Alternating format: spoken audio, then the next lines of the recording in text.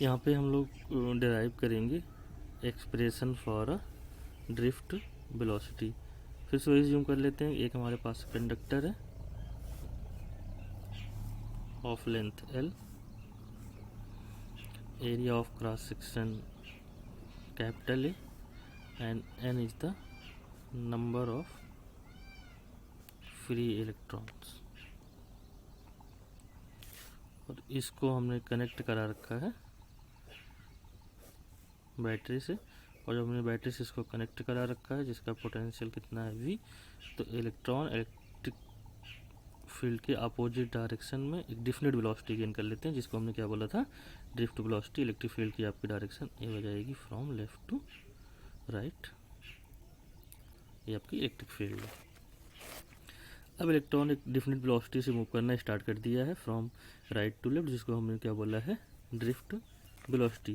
लेकिन जब ये इलेक्ट्रॉन्स मूव करना स्टार्ट करते हैं तो जो इसका पॉजिटिव आयंस होते हैं एटम्स में, वो क्या होते हैं कि अपने प्लेस पे फिक्स होते हैं, केवल इलेक्ट्रॉन ही मूव करने के लिए फ्री होता है। तो इलेक्ट्रॉन जब मूव करना स्टार्ट करता है तो इन पॉजिटिव आयन से इलेक्ट्रॉन्स का क्या होने लगता है, कोलिजन्स होने लगता है। तो यहाँ पे हम एक टर्म डिफाइन करते हैं कि what is the relaxation time.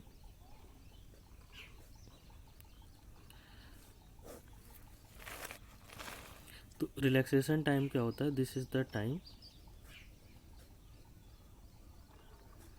this is the time interval, this is the time interval between two successive collision।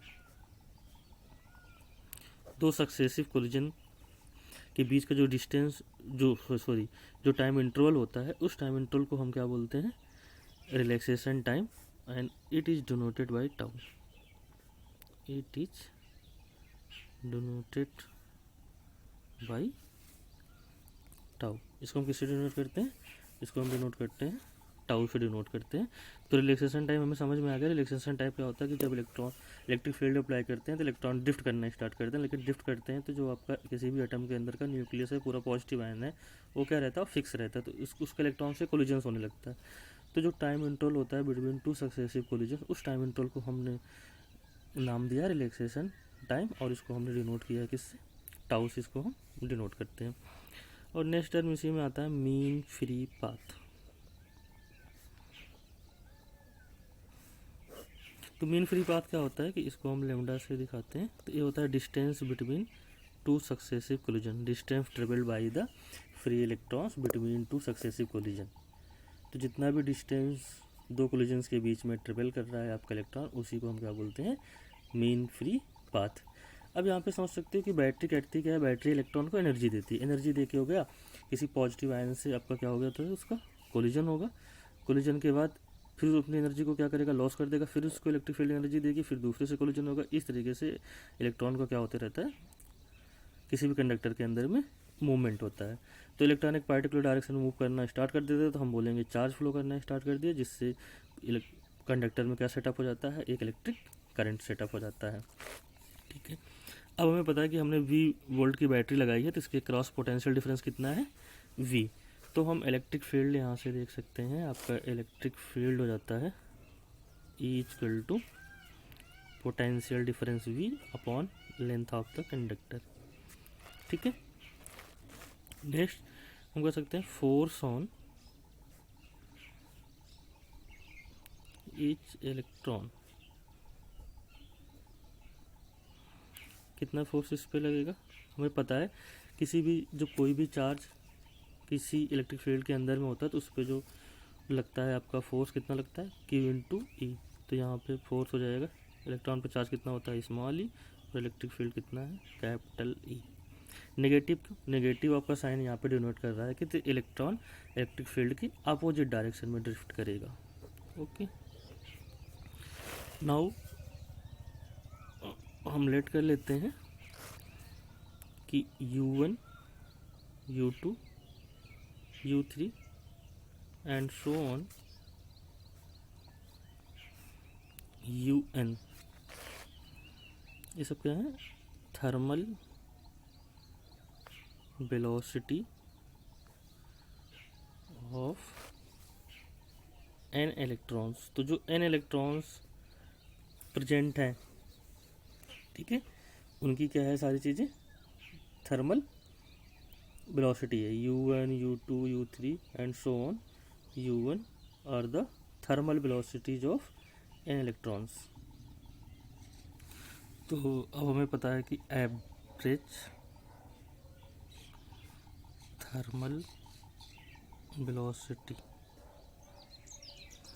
तो पहले पढ़ चुके हैं कि एवरेज थर्मल वेलोसिटी आपकी क्या होती है, वो आपकी होती है 0। U N vector upon N, और एक इसके इक्वल हो जाएगा 0 हो जाएगा। क्वेश्चन आपका थर्ड कर लो। तो from equation second, acceleration of the electron, यहाँ से कैलकुलेट कर लेंगे। एक्सेलरेशन ऑफ इलेक्ट्रॉन, एक्सेलरेशन क्या हो जाएगा, फोर्स अपॉन मास। तो एक्सेलरेशन आपका आ जाएगा, फोर्स कितना है आपका यहाँ पे देख लो, माइनस ई कैपिटल ई, तो minus E capital E vector upon M. M क्या है वहाँ पे, M is the mass of the electron, where M is equal to mass of electrons. This will be the equation number 4. Now velocity of first one electron, तो v1 equal to हो जाएगा u1 plus acceleration into टाउ1, ठीक है। कहाँ से इसको हमने लिखा है, हमने इसको v equal to u plus A T, ठीक है, first equation of motion. Same v2 equal to हो जाएगा वेलोसिटी ऑफ सेकंड इलेक्ट्रॉन, तो थर्मल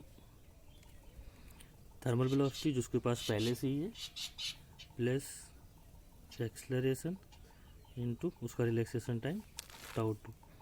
यहाँ से आपका v3 इक्वल टू हो जाएगा u3 प्लस एक्सलरेशन इनटू टाउ3। इन द सेम वे जो nth इलेक्ट्रॉन है आपका, उसका हो जाएगा u n वेक्टर प्लस ए वेक्टर, सॉरी यहाँ पे टाइम तो आपका स्केलर क्वांटिटी होती है, तो उसके ऊपर वेक्टर नहीं रहेगा आपका, तो यहाँ पे टाउ n हो जाएगा।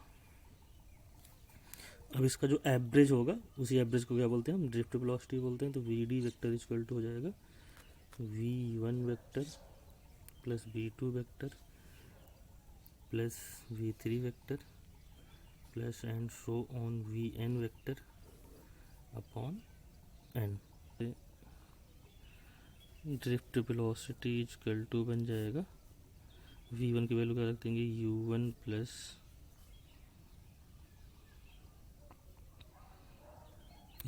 Plus acceleration into tau one plus u2 plus acceleration tau two plus u3 plus acceleration tau three plus and so on plus un plus a tau divided by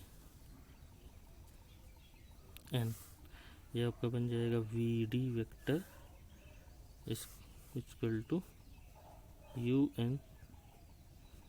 u1 vector plus u2 vector plus and so on un vector upon n plus acceleration सब में common है, tau one plus tau two plus and so on plus tau n upon n, ठीक है। और ये क्या है, average thermal velocity है, एक इसके इक्वल हो जाएगा, ये 0 हो जाएगा। तो यहाँ से V D equal to acceleration into tau, tau is the average relaxation time, इसके इक्वल हमने यहाँ पे टाउ पुट कर दिया। टाउ को हमने बोला है एवरेज रिलैक्सेशन टाइम, तो अब यहाँ से हम एक्सेलरेशन की वैल्यू रख देंगे, तो -c vector E upon m into tau. This is the expression for drift velocity. ठीक है, तो हमें ड्रिफ्ट वेलोसिटी पता चल गया, ड्रिफ्ट वेलोसिटी का एक्सप्रेशन हमने डिराइव कर लिया। अब नेक्स्ट आपका एक टर्म होता है मोबिलिटी। तो मोबिलिटी को हम म्यू से डिनोट करते हैं, और म्यू इक्वल टू आपका होता है drift velocity per unit electric field. Drift velocity per unit electric field को हम क्या बोलते हैं, मोबिलिटी बोलते हैं। और इसका अगर हमें यूनिट निकालना हो तो यूनिट क्या हो जाएगा, ड्रिफ्ट वेलोसिटी को तो मीटर पर सेकेंड, और इलेक्ट्रिक फील्ड का क्या हो जाता है, वोल्ट पर मीटर। तो इसकी यूनिट बन जाएगी metre square volt into second.